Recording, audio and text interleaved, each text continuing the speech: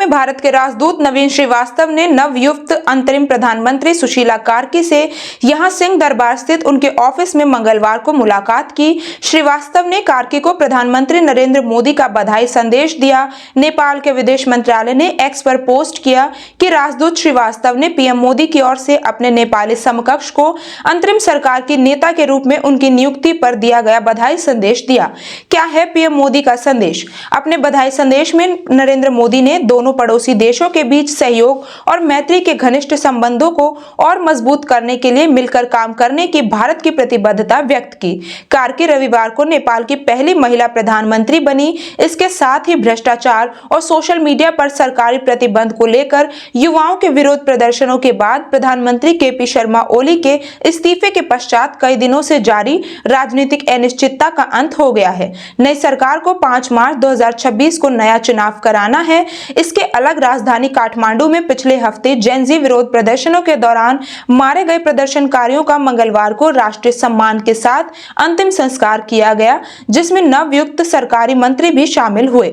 सोमवार को हुई नई सरकार की पहली कैबिनेट बैठक में घोषणा की गई कि 8 और 9 सितंबर को हुए विरोध प्रदर्शनों के दौरान मारे गए लोगों को शहीद कहा जाएगा। सुशीला कार्की को बतौर अंतरिम पीएम मिलेगी इतनी सैलरी।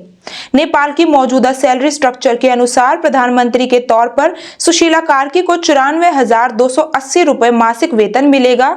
इसमें 77,280 रुपए बेसिक सैलरी होगी।